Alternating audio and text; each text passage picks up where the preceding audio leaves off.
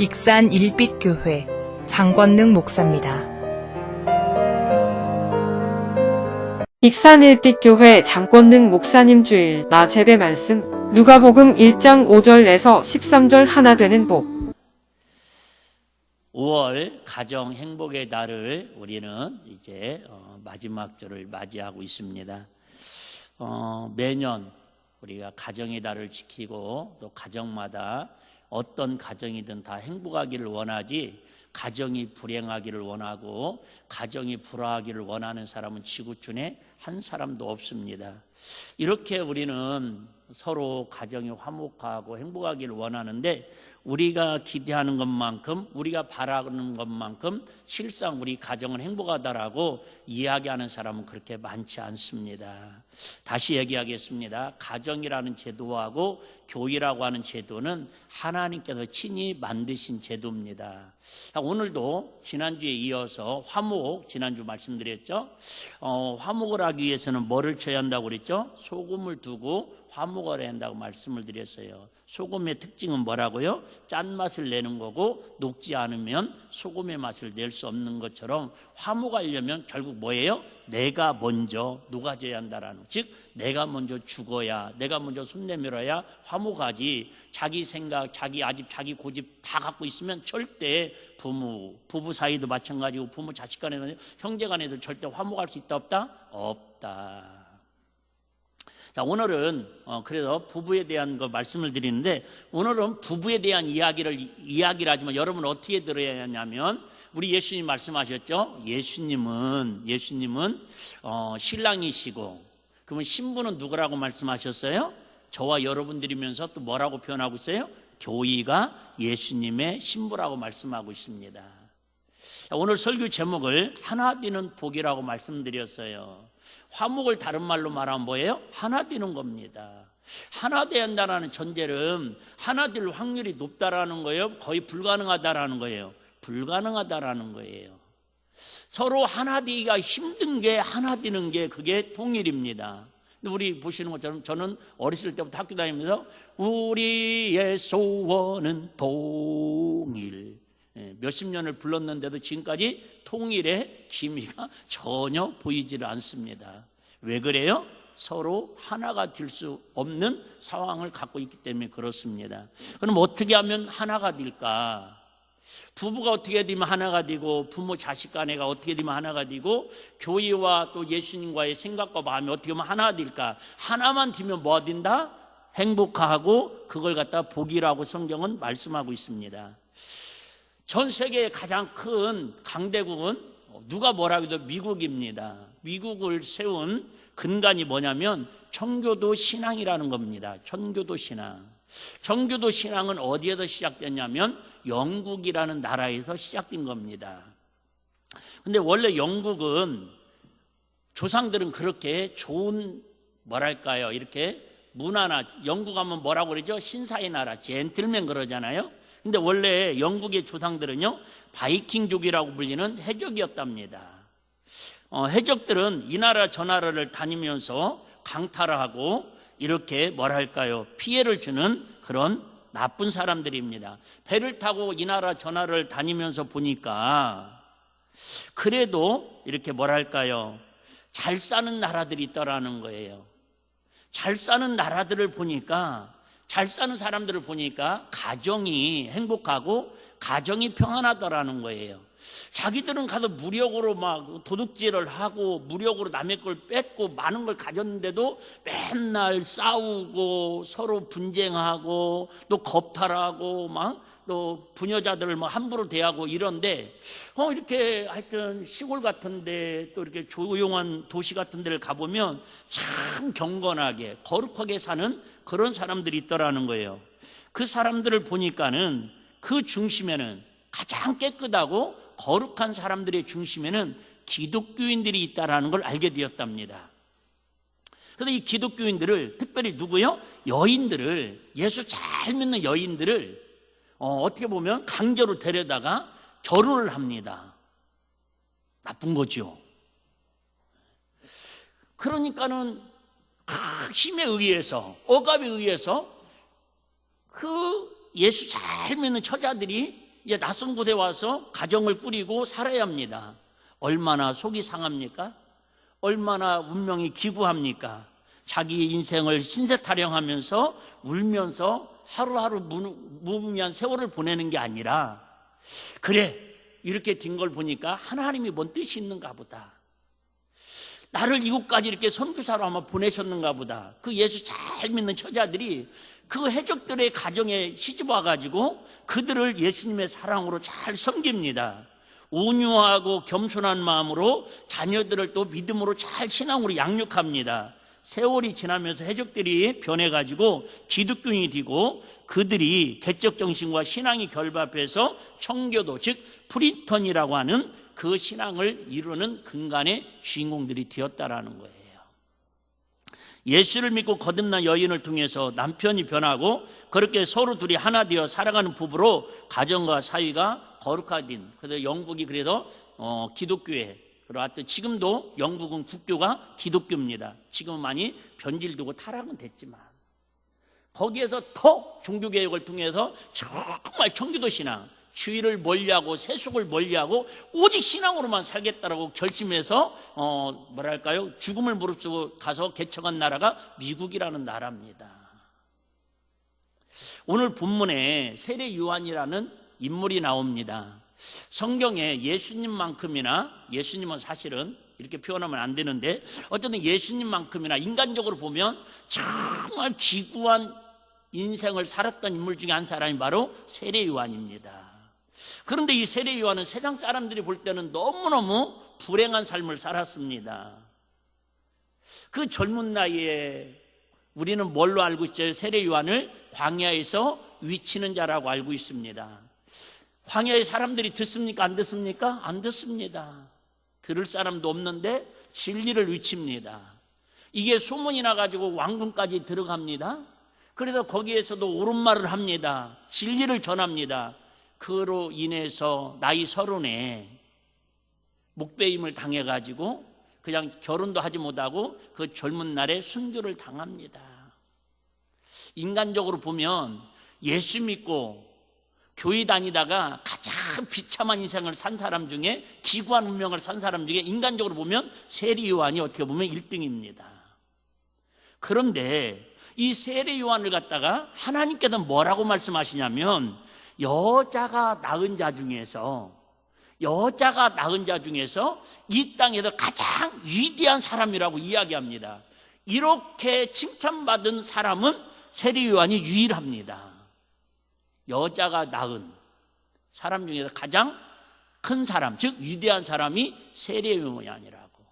하나님이 보실 때는 가장 위대한 사람인데 세상 사람들이 볼 때는 가장 비참한 삶을 살았던 사람이 바로 세례 요한입니다. 과연 그럼 우리의 기준은 사람들이 봤을 때에 성공한 삶을 살아야 합니까? 아니면 하나님이 관점으로 봤을 때에 성공한 사람을 살아야 합니까? 물론 둘 다 같이 살면 좋겠지만, 근데 오늘 나오는 그 엄마 아빠에 대한 이야기가 나오고 있습니다. 대부분은 성경에 엄마 아빠가 같이 나왔다라는 것은 상당히 뼈대 있는 족보의 집안이라는 겁니다. 우리가 잘 아는 것처럼 사가랴라고 하는 사람은 제사장입니다. 제사장. 하여튼 성전에서 아주 이렇게 먹고 자면서 하나님을 예배를 드리는, 지금으로 말하면 목사님급에 해당하는 그런 일을 감당하는 사람입니다. 근데 이 사가랴라는 이름의 뜻이 있습니다. 하나님께서 뭐 하신다? 기억하신다. 어쨌든 이름에 하나님이 들어갔다라는 말은 뭔가 그 삶이 신앙 고백이라는 게 있죠. 저번에 이렇게 제가 이렇게 뉴스인가를 잠깐 보는데 어떤 여자 아나운서가 잠깐 나오는데 이름이 뭐냐면 모씨더라고요. 모씨. 모세원. 모르실 거예요. 저도 처음 들어봤어요. 저는 그냥 뉴스를 보면서 내용은 하나도 기억 안 나는데 저 부모님이 어떤 분이셨을까? 내가 볼 때는 모세 이름을 따가지고 모세원이라고 지지 않았을까? 하여튼 그 이름 보면서 그런 생각을 해봤습니다. 이름 속에는 그 사람의 어떤 신앙의 고백이 담겨져 있습니다. 엘리사벳이라는 이름은 하나님이 나의 보증이 된다, 이런 뜻을 갖고 있습니다. 하나님이 우리 인생의 나의 삶의 뭐예요? 보증자라는 거예요. 하나님이 보증서 주시면 얼마나 좋겠어요. 할렐루야. 하나님이 기억하시고 하나님이 보증서 주시고 그 사람이 남녀가 만나서 결혼을 한 사이입니다. 그럼 이 정도 되면 행복한 가정, 하나님이 보실 때 가문도 괜찮은데 아론의 자손입니다. 대제사장이 가문입니다. 이 정도 되면 괜찮은 집인데 그러면 하나님께서 뭐 해야 돼요? 저주가 내려오다가도 끊고 복이 내려가야 하는데 세상에 이렇게 반열을 쫓아서 하나님 앞에 제사를 지내고 이렇게 좋은 가문에서 하나님이 기억해달라고 하나님께서 우리 인생의 보증이 되어달라고 그렇게 신앙으로 믿음으로 6절에 보면요 정말 기가 막힌 말씀이 나옵니다. 6절에 보면 앞에 보면 뭐라고 얘기하냐면 이 두 사람이 누가? 사가랴와 엘리사벳이 하나님 앞에 뭐하고요? 의인이라는 거예요. 하나님 앞에 의인이라는 거예요. 그걸로 끝나지 않고 주의 모든 계명과 규례대로 뭐가 없게 행하더라? 흠이 없이 행하더라는 거예요. 이름도 아니 부모님 때부터 예수 잘 믿는 집안이에요. 이름도 기가 막힌 이름이에요. 정말로 율법적으로나 뭐 삶적으로나 모든 하나님 앞에서 부족함이 없이 완벽하게 사는데 그러면 하나님께서 우리식으로 말하면 시온의 대로가 열려서 잘 풀리고 행복하고 더 행복하고 더 기쁘고 더 즐겁게 살아야 하는데 그렇게 믿음 생활 잘하는데 불구하고 나이가 많아졌어요. 나이가 많아졌는데 결국 이들에게는 뭐가 없더라? 자녀가 없더라는 거예요. 무자하더라. 자식이 없더라는 거예요. 자, 좀 더 나가서 미리 말씀드리면 그래도 어렵게 하나님 앞에 기도해가지고 그 세례 요한이라는 아들을 하나님 앞에 선물 받았습니다.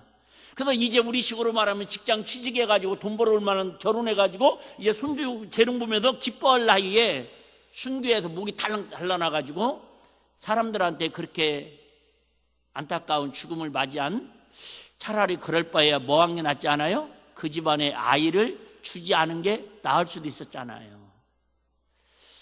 여러분 예수 믿는다는 게 뭘까? 믿음으로 산다는 게 뭘까? 둘이 하나 된다는 게 복이라는 게 뭘까? 하나님이 보실 때 진짜 복이 뭘까? 오늘 이 장엄한 말씀을 통해서 우리 가정의 달을 마무리하면서 우리 한번 묵상하고 또 내 자신을 점검하고 우리가 좀 더 부부간에도 하나 되고 부모 자식간에도 하나 되고 하나님과 우리 교회도 하나 되고 우리 세상도 서로 여야가 하나 되고 서로가 하나 돼서 하나님의 복을 받는 은혜가 있기를 주의 이름으로 축복합니다. 이들의 삶을 자세히 들여다보면 그 당시의 풍습이나 사회적 가치로 볼 때 결코 둘이 하나 되는 일이 쉽지 않습니다. 7절, 자 다시 볼게요. 7절 보시면 뭐라고 얘기하고 있냐면 엘리사벳이 수태를 못함으로, 그죠? 아내가 쉽게 말하면 목사님 사모님이 아기를 못 낳는 거예요. 저희가 뭐하고 무자하고, 근데 문제는 뭐하더라? 두 사람의 나이가 많더라. 목사님만 나이가 많고 사모님이 좀 젊으면 가능성이라도 있는데 두 사람 다 나이가 많아가지고 남자는 그래도 조금 가능성이라도 열려있지만 여자분들이 나이가 많고 하여튼 뭐 저는 전문 용어는 모르겠지만 그 어떤 시기가 지나면 불가능하지 않습니까? 나이가 많다라는 거예요. 지금은 세상이 많이 바뀌어가지고 굳이 막 자식들한테 목숨 걸고 사는 시대가 아닙니다. 심지어 뭐예요? 무자식이 상팔자라는 얘기도 우리는 종종 합니다. 그런데 이 성경에서는 얘기하잖아요. 그냥 제도를 통해서 하나님의 뜻을 알려주는 게 목적이에요. 그러니까 구약에서는 특별히 이 시대 때는요, 결혼을 해가지고 아이가 나지 못한다는 것은 있을 수가 없는 일이에요. 얼마나 있을 수가 없는 일이냐면, 자, 예를 들면 큰아들하고 결혼해가지고 며느리가 결혼했는데 애를 낳지 못해요. 그러면요, 수은제도라고 그래갖고 그냥 동생, 둘째 동생하고 또 형수하고 결혼을 해가지고 또 애를 낳게 합니다. 그래도 못 나면 밑으로 내려가는 게 이게 사마리아 우물가에 나온 남편이 5 있었으나 지금 살고 있는 남편도 내 남편이 아니다. 지금 그 얘기예요. 그만큼 여자의 사명은 뭐 한다라는 거예요? 애를 낳아야 한다라는 거예요. 다시 얘기할게요, 여러분. 여자는 지금 이 시대는 어디를 상징한다고 그랬죠? 교회를 상징한다고 그랬죠. 이유 여하를 막론하고 교인은 예수님의 신부로서 예수님과 결혼한 사이이기 때문에 뭐를 낳아야 한다고요? 영혼을 낳아야 한다는 거예요. 전도를 하든 선교를 하든 구원받는 수가 늘어나야 한다는 거예요. 이걸 지금 영적으로 상징하는 것을 부부관계를 통해서 말씀한다는 걸 다시 한번 말씀드립니다. 자, 이 정도 되면 당연히 아무리 믿음 좋은 가문끼리 만났더라도 나이가 많도록 애를 못 낳았으면요 이혼을 해야 맞습니다. 다른 방법을 찾아야 맞습니다. 그런데 이 사가랴라는 제사장은요 끝까지 엘리사벳을 버리지 아니하고 하나님의 신앙으로 그들은 끝까지 주님 바라보면서 죽음을 무릅쓰고 아니 죽을 날을 가까웠는데도 불구하고 포기하지 않고 하나님의 약속을 기다리면서 살아가는 모습을 볼 수가 있습니다.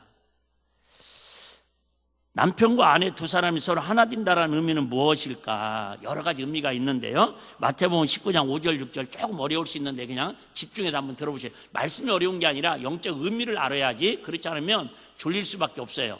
자, 말씀하시기를 이러므로 사람이 그 부모를 떠나서 아내에게 합하여 그 둘이 뭐가 될지니라? 한 몸이 될지니라. 아내에게 합하여 원래 여러분 정확하게 말하면 결혼은 일반 제도로 보면 일반 제도를 얘기하는 거예요. 신부가 신랑한테 가는 겁니까? 신부가 신랑한테 오는 겁니까? 너무 어려웠어요? 신부가 신랑한테 갑니다. 근데 여기 보니까 성경에 보니까 그 부모를 떠나서 아내에게 합하여 이 말의 뉘앙스는 신랑이 신부한테 합하라는 거예요? 신부가 신랑한테 합하라는 거예요? 이해되시죠? 그러면 지금 세상 제도하고는 같이 가요? 반대로 가요? 반대로 가죠. 제가 좀 어렵다고 그랬지. 이해 못하면 반대로 갑니다. 무슨 얘기예요? 여러분 저와 여러분들이 예수님한테 가서 합치신 거예요? 예수님이 저와 여러분을 찾아오셔서 신부 삼으신 거예요? 이해되시면 아멘. 이해되시죠? 예수님이 우리를 찾아오셔서 합하셨다라는 거예요. 신부 삼으시려고. 그 둘이 한 몸이 될지니라 하신 것을 잊지 못하였느냐. 그러면서 이제 이러한 이제 둘이 아니요 한 몸이니 그러므로 하나님이 짝져 주신 걸 사람이 뭐요? 나누지 못한다라는 거예요.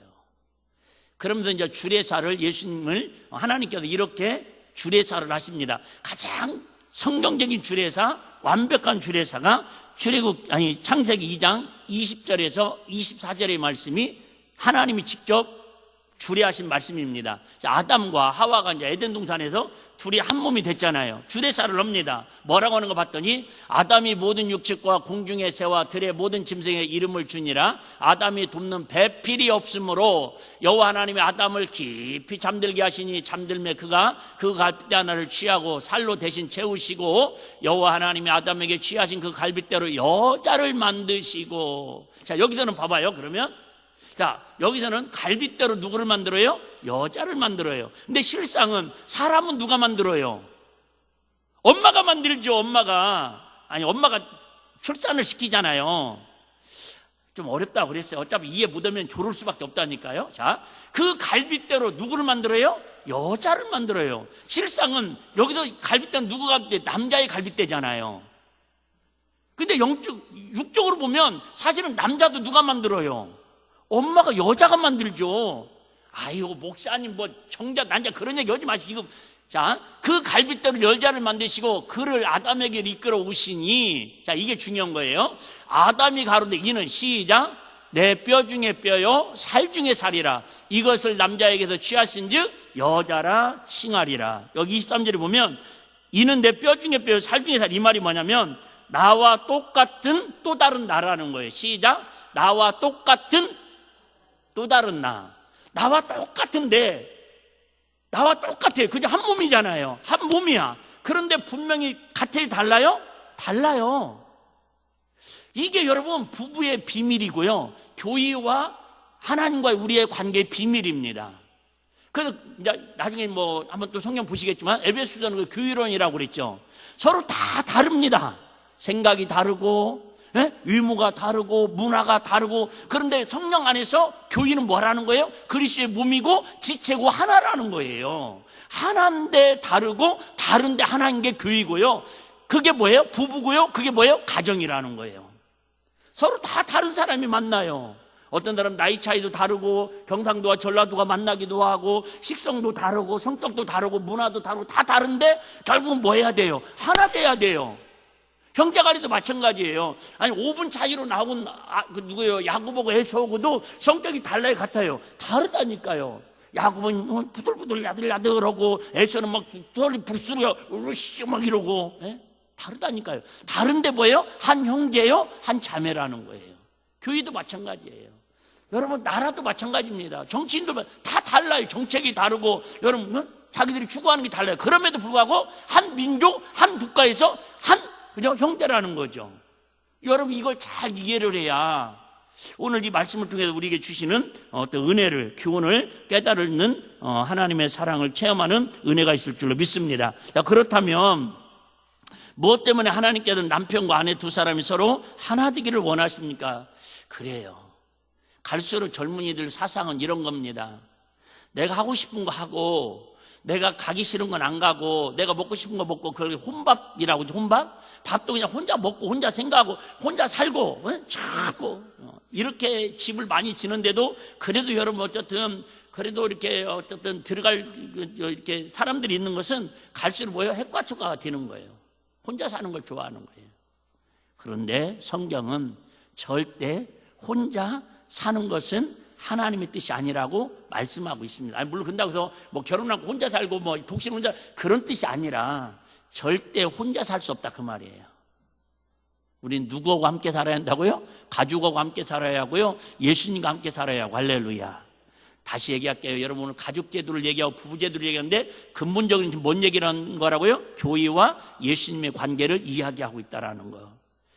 그래서 여러분 남편과 아내 두 사람은 인생이라는 순례길을 끝까지 동행해야 하므로 둘이 서로 하나 되어야 같이 갈 수 있다 그 말이에요. 아모스 3장 3절 한번 보겠습니다. 아모스라는 성경이 있는데요. 자, 두 사람이 의합지 못하고야, 의합한다라는 말은 뜻이 같지 않은데 어찌 동행하겠으며, 그죠?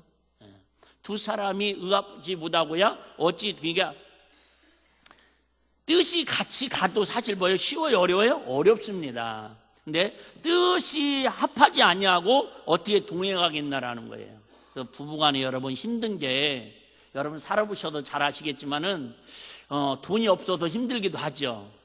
때로는 여러분 자녀가 속썩여서 힘들기도 하지요. 때로는 가정에 어려운 일이 있어서 애경사가 생겨서 힘들기도 해요. 근데 여러분 그거보다 10배, 20배 더 힘든 것은 부부가 서로 마음이 안 맞을 때가 제일 힘든 거예요. 맞아요. 인정을 안 하시네. 다 행복하셔가지고.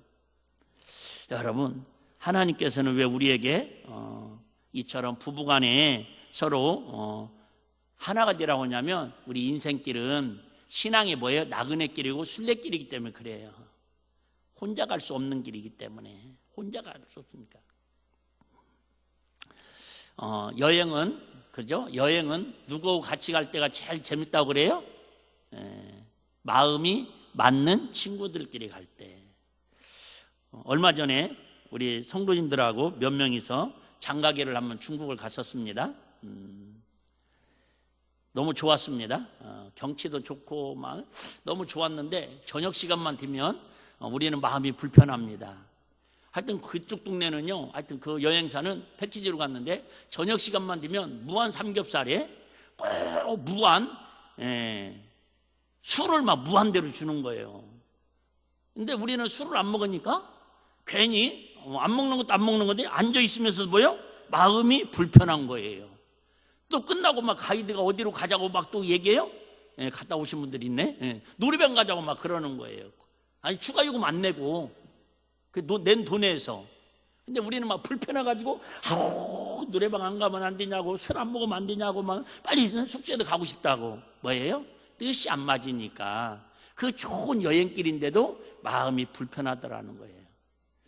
그러면 여러분 다음부터 그런 여행이나 그런 모임 가고 싶어요? 안 가고 싶어요? 별로 안 가고 싶잖아요.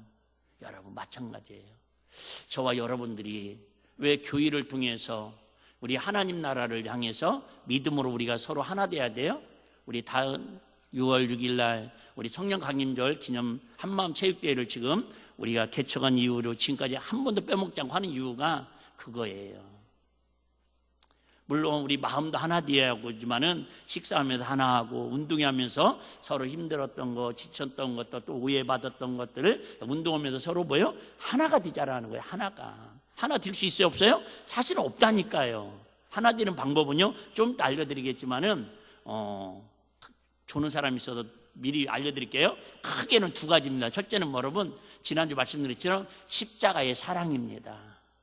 예수님이 나를 위하여 십자가에 빌려 죽으심으로 대속물로 예수님과 하나님과 우리를 화목제물로 죽으신 것처럼 우리가 십자가의 사랑, 십자가는 뭐가 포함된다고요?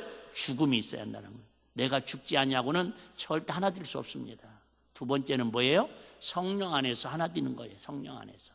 그래서 성령 강림절에 그래서 한마음 체육대회를 그래서 하는 겁니다. 왜? 성령 임하면요, 내 마음에 분노가, 내 마음의 죄악이, 내 마음의 아집이, 내 마음의 고집이 성령이 불러 태워져서 하나님 은혜 안에서 하나 되는 불꽃이 일어나는 줄 믿으시기를 바랍니다. 다른 방법 없어요, 여러분.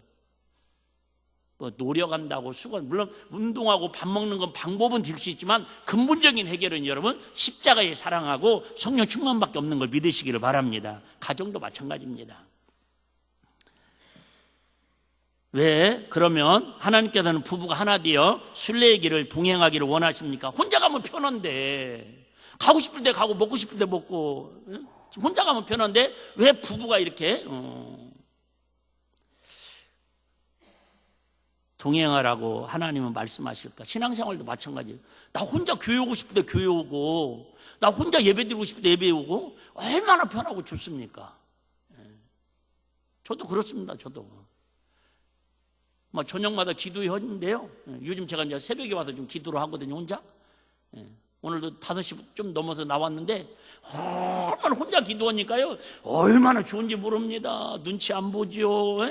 뭐 설교 안 해도 되죠. 뭐 주님에만 주님께만 집중할 수 있죠. 혼자 하니까 너무 좋은 거 있죠. 너무 좋은. 저는 사실 차 타는 것도요 혼자 타고 다닐 때가 너무 좋습니다. 오해하지 마세요. 근다고 내가 그러니까 목사님 잘 타려고 그런다고 이런 뜻이 아니잖아요. 지금 말을 그렇게 알아들어요. 지금 혼자 다니는 게 편하지만 주님이 원하시는 건 절대, 가정도 혼자 있으면 편하죠. 근데 그것은 하나님의 뭐예요? 제도가 아니라는 거예요. 즉 하나님 나라는, 우리 그런 복음성가 있잖아요. 함께 갑시다. 응? 함께 갑시다. 여러분 하나님 나라는 뭐예요? 혼자 가는 곳이 아니라 함께 가는 곳이기 때문에 교회를 통해서, 가정이라는 제도를 통해서 우리에게 지금 교훈을 시키려는 뜻이다, 그 말입니다. 자, 하나님께서는 둘이 하나 되어 온전한 가정을 이루며 사는 부부를 위로하시고 축복하시고 그들의 기도를 응답하십니다. 그리고 복되게 사용하십니다. 자, 13절에서 좀 볼게요. 자, 13절에 16절 좀 긴데, 자, 이렇게 지금 사가랴와 엘리사벳 집안이 그렇게 흠도 없이 교회에서 충성하고 나이가 먹도록 포기하지 않고 기도하고 하나님께 나가요. 그런데도 불구하고, 자, 천사가 일러 가로되 사가랴에 무서워 말라, 너의 간구함이 뭐한지라? 들린지라. 계속요. 내 아내 엘리사벳이 내게 아들을 낳아주리니 그 이름을 뭐하래? 요한이라. 요한이라는 말은 하나님의 자비, 하나님 은혜로우시다. 이렇게 하나님이 직접 이름도 지어주셨다니까요.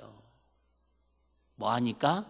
여러분 끝까지 힘들어도 환경이, 하나 더 말씀드리면요, 일단 읽고 갈게요. 너도 기뻐하고 즐거워할 것이요, 많은 사람도 그의 남을 뭐하리니? 기뻐하리니. 참 여기까지 좋아요.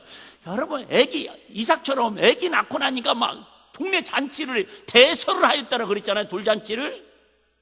여러분 이런 요한이 났으니까 얼마나 부모도 기쁘고 가족도 기쁘고 많은 사람이 기뻐했어요. 근데 그 기쁨이 이삭을 번제로 드릴 때 기뻐합니까? 여러분 세례 요한이 목이 쳐나가는데 기뻐합니까? 왜 이런 일이 있어야 하냐 그 말이죠. 이는 저가 주 앞에 큰 자가 되며 포도주나 소주를 마시지 않으며 모태로부터 성령의 충만함을 입어 이스라엘 자손을 주 곧 저희 하나님께로 많이 모여 돌아오게 하겠습니다. 다시 얘기할게요. 왜 세례 요한이나 이삭이나 성경에 나오는 모든 인물들이 그렇게 하나님을 잘 섬김에도 불구하고 많은 어려움과 고난을 겪느냐? 더 많은 사람을 구원하기 위하여, 더 많은 사람을 주께로 하나님 나라에 같이 가는 길에 쓰임받기 위해서 그 고난을 자처하고 있더라, 그 얘기입니다. 좀 이따 더 부연 설명 한번 드려보도록 하겠습니다. 자, 이 시대는요 어떤 시대냐면 1절에 아니 아까 5절에 보면 5절에 보면 유대왕 헤롯 때라고 그랬습니다. 유대왕 헤롯 때. 유대왕 헤롯 때라는 건 예수님이 탄생할 때에 이 헤롯 그때 지배했던 왕이거든요. 이 헤롯 왕이 정통성이 없어요. 무슨 얘기냐면 에돔이라고 하는 이방인의 출신이에요. 그런데 노마가 지금 통치하고 있잖아요. 노마한테 싸바싸바 잘해가지고 어떻게 보면 지금 왕이 된 거예요. 헤롯 왕, 그 지역의 왕이 된 거예요.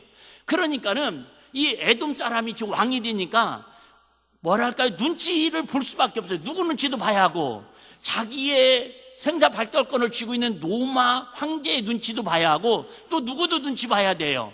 여기에 살고 있는 유대인들도 눈치를 봐야 돼요. 그래갖고 여러분 헤롯 성전을 몇 년 만에 지었다고 그랬죠? 46년 동안. 그러니까 성전을 져줬으니까 좋은 왕이냐? 아니라니까요. 성전을 짓고 싶어진 게 아니라 지금 유대인들한테 뭘 받으려고? 환심을 받으려고. 지금도 여러분 헤롯 왕 같은 사람들이 있습니다. 시간이 없으니까 그 얘기는. 그러니까 한쪽으로는 성전을 짓고 한쪽으로는 지금 노마 황제의 눈치를 보고 이렇게 살아가면서도 오직하면 예수님이 탄생할 때도 2세 이하에 있는 영아들을 다 학살해 죽이라고 하는 아주 잔인무도한 왕이라니까. 영적으로 모르니까.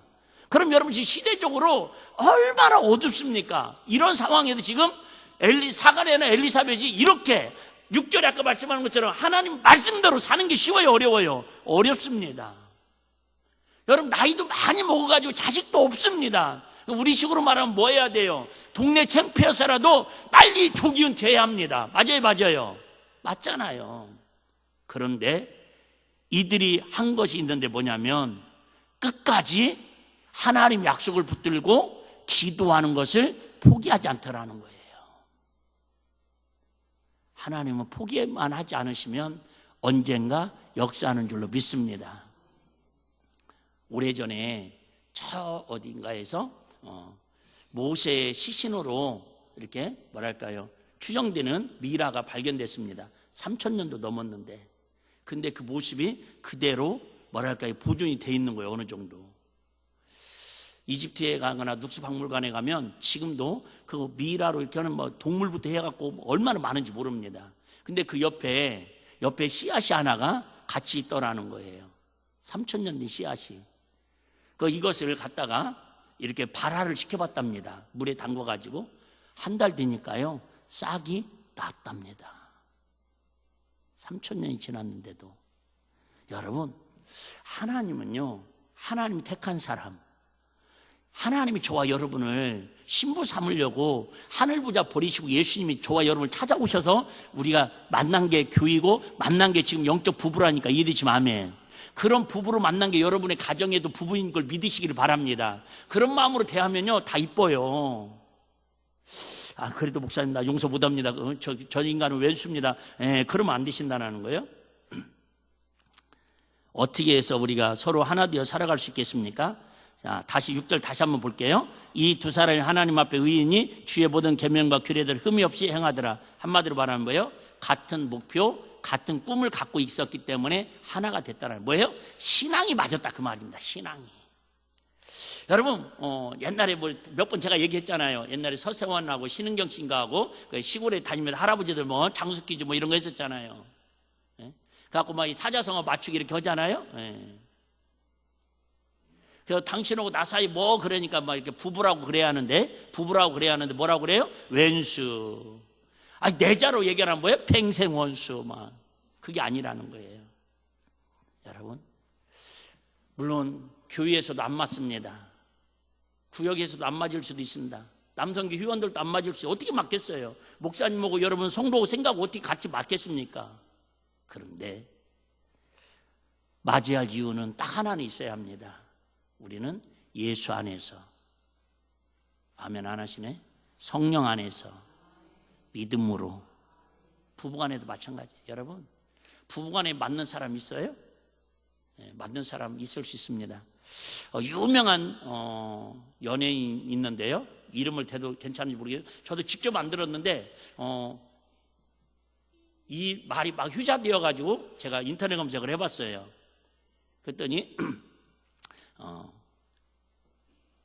이효리라고 하는 아주 유명한 가수가 있죠. 모르는 분들은 그냥 찾아보셔봐요. 이 사람이 저는 한 번도 그 뭐 이렇게 한 달 살기인가 뭐 이렇게 제주도 뭐 그런 거 프로그램 본 적은 없어요. 이유리가 진행하는 건. 저는 노래를 안 좋아하니까. 근데 그 이상순이라는 사람하고 이렇게 결혼을 하는데 이상순이라는 사람을 제가 언뜻 봤어요. 이유리가 워낙 핫한 사람이라서. 근데 어떤 친구가 TV에 나와서 이제 그런 얘기를 하더라고요. 너무 이렇게 신랑 잘 만나가지고 너무너무 행복하냐고. 그러니까 우리 신랑이 너무너무 좋은 사람이라고, 너무너무 행복하다고. 그러면서 내가 그 짤 영상을 봤거든요, 오늘 아침에 다시. 근데 뭐라고 얘기하냐면, 아차, 실수. 내 신랑이, 내 남편이 너무너무 좋은 사람은 아니고, 나한테 너무나 잘 맞는 남편이야. 여러분, 이 짤 가지고 김창욱 교수가요, 얼마나 강의를 많이 하고 다니는지 모릅니다. 우리는 자꾸 사람들이 좋은 사람이라는 평판을 받고 싶어 해요. 부부간에도. 저 사람 참 좋은 사람이야. 뭘로? 신랑감으로. 저 사람 참 좋은 사람이야. 뭘로? 사윗감으로. 근데 여러분, 좋은 사람하고 만나서 행복하게 살 확률이 높을까요? 조금은 사람들 평에는 약간 나이 차이도 나고 뭐 이런 그저 조건도 안 맞고, 그런데 딱 나하고 잘 맞는 사람하고 사는 사람이 더 행복 지수가 높을까요? 여러분 가만히 생각해 봐요.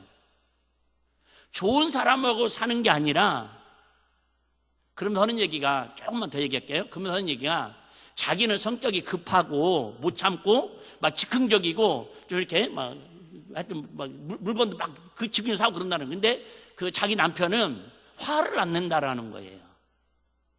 자기가 막 화내가지고 막 올라갔다가 내려갔다가 다시 올라올 때 정도, 그때 만난대. 그분 표현이. 그 화내는 건 언제냐? 두 번 화내는데, 두 가지는 화내는데, 첫 번째 운전할 때 껴들거나 막 이렇게 하면 그렇게 화 안 내는 남편도 화를 내고, 두 번째, 이 말에 참 저는 좀 가슴이 와닿고 찔리더라고요. 자기 아내를 힘들게 하는 사람을 만나면 막 화를 낸답니다. 자기 아내를 힘들게 하면은, 예를 들면 막 밥을 먹고 있는데 와가지고, 아이고 저 팬이에요, 사진 찍어주세요. 그러면 식사하고 있잖아요, 막 이렇게 단호하게 잘라버린다는, 화를 낸다라는 거예요. 그렇게 평생 화낼 줄 몰랐던 사람이. 자, 여러분, 제가 오늘 마무리에 내가 이 기도라고 사실은 이 말씀을 드리고 기도하려고 그러는데, 여러분, 좋은 사람은 세상에 있습니다. 그런데 그 좋은 사람이 내 배우자로 살 확률은 거의 확률적으로 불가능하다라는 게 통계적이랍니다. 제 얘기가 아니가.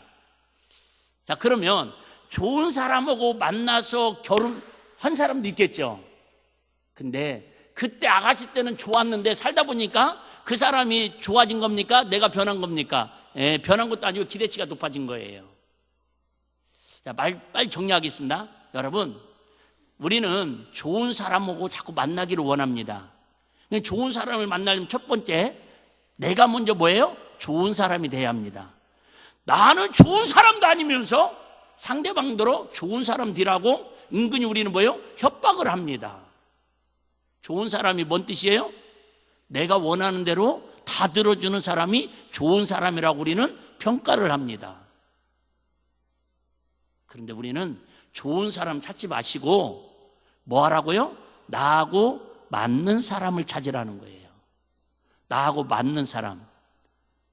더 큰 숙제. 여러분, 나하고 맞는 줄 알고 결혼했는데 맞아요, 안 맞아요? 안 맞는다니까요. 로또처럼 안 맞아요. 그래서 성경은 우리에게 얘기합니다. 이유리 씨는 그래도 자기하고 그렇게 잘 맞는 사람을 만나서 행복하다고 이야기합니다. 근데 우리는 잘 맞는 사람, 나하고 100% 맞는 사람 없습니다. 부모 자식 간에 100% 맞습니까? 아니에요. 부부 간에 맞습니까? 형제 간에 맞습니까? 저하고 여러분하고 100% 여러분 신앙이 다 맞습니까? 생각이 맞습니까? 안 맞습니다. 저는 죄송해요. 때로는요, 하나님하고도 제 마음이 안 맞아가지고 한 번씩 하나님 앞에 제가 막 떼쓸 때도 있습니다. 중요한 겁니다. 하나가 되려면 맞는 사람 만나는 것도 중요하지만 맞추기 위해서 내가 먼저, 지난주와 똑같은 거예요. 배려하는 마음이 있어야 가능하다라는 거예요. 어린이날 때는 말씀드렸어요. 자녀들이 행복하고 자녀들을 믿음으로 잘 양육하려면 그 아이들을 뭐 하자? 존재 자체만으로도 인정해 주자. 부모에게 효도하는 건 순종하고 공경하는 건데 부모님을 뭐 하자? 인정하자. 자녀들은 존중해 주자. 제가 인정이라고 그랬죠? 자녀들은 존중해 주고 부모님은 인정해 주고, 부부간에는 서로 하나 되려면 서로 뭐 해야 한다? 배려할 때 하나 되는 것이지, 배려하지 아니하고는, 양보하지 않고는, 여러분 아무리 좋은 사람을 만나고 처음에는 막 탈딱같이 그렇게 여러분 친구하고도 밤새도록 비밀 얘기를 했고 막 그렇게 친한 친구들하고도요, 한번 맘상하면 20년 30년 안 맞는 사람도 있을 수 있잖아요. 그런데 중요한 건 부부간에 안 맞으면 딱 헤어지면 되고, 참고 살면 되고, 부모 자식 간에 안 맞으면 속상하다가 아이씨 내가 배신당했다고 그냥 하소연하고 살면, 포기하고 살면 되는데, 우리 예수님하고 안 맞이고 천국하고 나하고 안 맞으면 우리는 지옥이기 때문에 이 세상에 어느 누구하고도 혹시라도 안 맞을지라도 좀 참고 불편하면 되는데, 영적으로 하나님과 내 마음이 안 맞고 주님의 사랑하고 내 마음이 안 맞고 성령으로 주님 안에서 하나 되는 게 내 마음이 안 맞으면 그것만큼은 우리 어떤 문제를 뒤로 무르고라도 해결받아야 할 아주 시급하고 중차에 대한 일이라는 걸 말씀드리고 싶은 거예요. 부부간에도 안 맞는데 누구하고 맞아요, 여러분? 물론 이 땅에도 아까 있죠? 부부간에서 서로 같이 신앙생활 하기 위해서, 여러분들 여기도 그런 얘기 하잖아요. 그래도 내가 예수라도 믿으니까 이만큼 참고 살지, 내가 하나님 은혜 아니면 내가 이렇게까지 살겠냐. 솔직히 이런 분들 있잖아요. 저도 있습니다. 예. 저는 하나님 은혜 아니면, 예수님 아니면, 아이고 진짜 뭐 헐 얘기가 많은데 그냥 그죠? 하는 게 은혜죠 뭐. 그냥 여러분 그래요. 우리 끝까지 그렇게 갔더니요, 마지막에 13절에 결국은 천사가 나타나가지고 참 그 말이 저는 은혜스럽더라고요. 13절에 보면 천사가 그에게 이르되 사가랴 무서워하지 말라. 그러니까 사가랴도 뭐예요? 두렵다라는 거예요. 제사장인데도 불구하고. 그렇게 하나님 앞에 수십 년을 교회에서 봉사하고 말씀 전하고 성도들을 향해서 그저 분양하고 제사 지냈는데 불구하고, 왜요?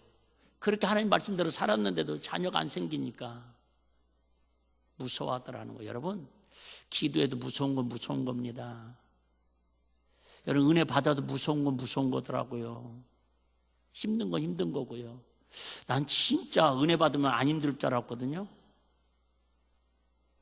사가랴여 무서워 말라.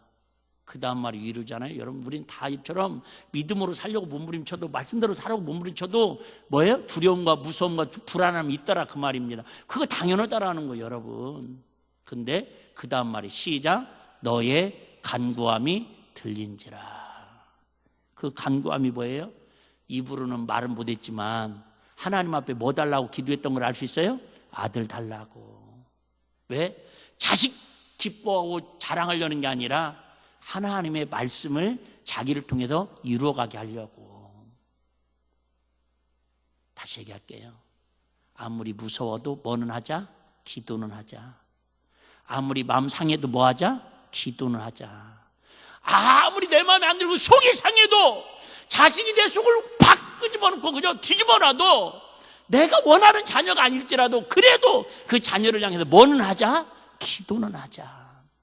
내 부모가 정말 마음에 안 들어, 내 부모가 원수 같아, 이런 부모는 진짜 막 그럴지라도 그 부모를 위해서 뭐는 하자? 기도는 하자. 목사가 마음에 안 들어, 사모님이 마음에 안 들어, 구역장님이 마음에 안 들어, 때로는 학교 선생님이 마음에 안 들어, 때로는 대통령도 마음에 안 들어, 국회의원도 마음에 안 들어. 그럼에도 불구하고 우리는 뭐는 하자? 기도는 하자. 나는 그런 마음입니다. 난 국회의원들 마음에 안 듭니다. 대통령 마음에 안 듭니다. 그래도 저는 한시도 하루도 빼먹지 않고 나라 민족을 위해서 저들을 위해서 기도하면 왜 하나 돼야니까요. 할렐루야. 그게 복입니다, 여러분.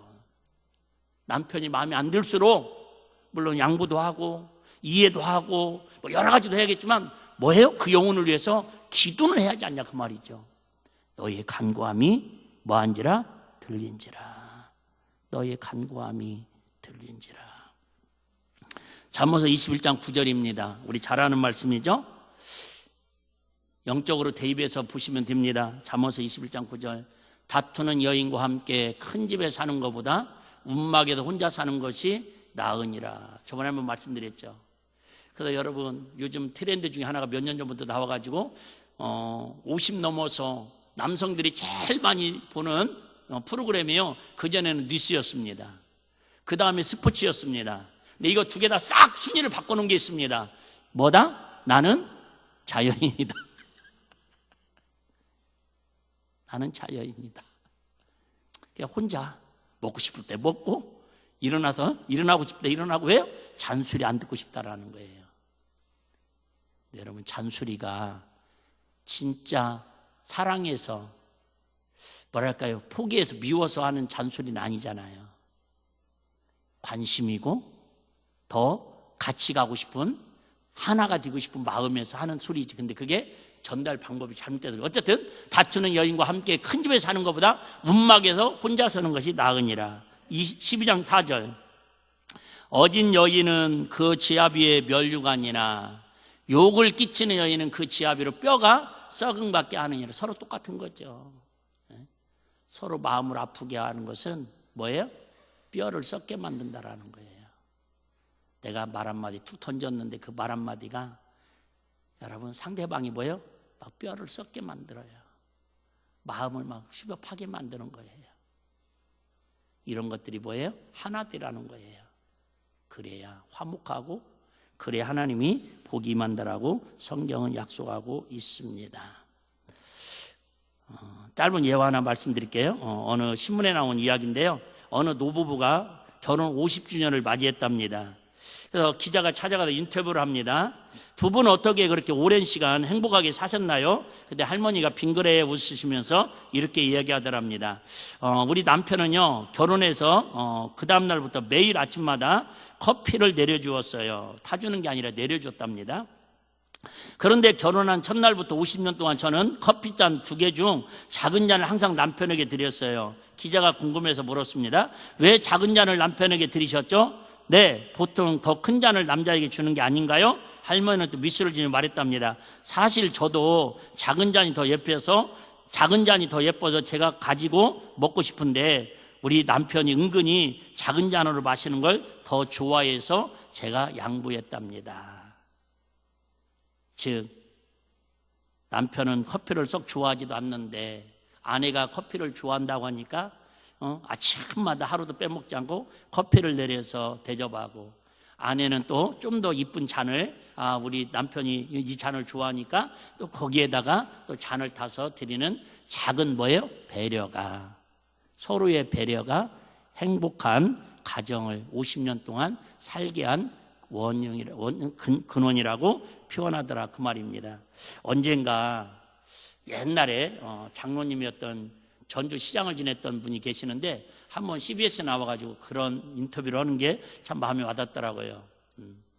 자기가 반찬 투정을 잘 안 하는데요. 왜요? 교회 장로님이니까. 전주 안디옥교회 장로님이셨거든요. 근데 이분이 언제부턴가 나이 먹고부터 막 반찬 투정을 한대. 일부러 권사님한테 여보, 왜 생선도 없어요? 생선 좀 올려놔봐요. 자기는 사실은 생선을 안 좋아한대요.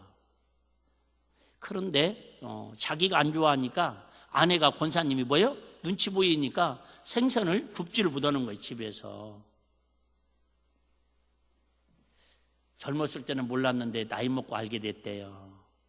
그래서 그 다음부터는 그 얘기하더라고요. 나는 안 좋아하지만 내가 생선 먹고 싶다고 이렇게 때라도 써야 권사님이 눈치 안 보고 생선을 아내가 먹을 수 있지 않겠냐고.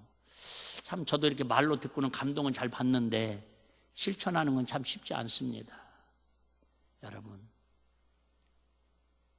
20몇 년 동안 우리 일빛교회에서 어떤 분들은 하루에 몇 편의 설교도 듣고 최소한도 일주일에 한 번씩만 들었어도 1년이면 50번 이상, 10년이면 500번, 20년이면 1000번 이상을 들었을 텐데 전화 들은 여러분이나 얼마나 그 말씀으로 하나 되었는지, 그 들은 말씀을 부부와 적용시키고 부모 자식과 가정에도 적용시키고 교회에도 적용시키고 들은 걸로, 많이 들은 걸로, 몇 번 들은 걸로 여러분 위안 삼지 마시고 오늘 제가 이렇게 드린 말씀 중에서 한 말씀이라도 우리 주님 말씀과 하나 되어서 실천할 수 있는 그런 은혜가 있기를 주의 이름으로 축복합니다.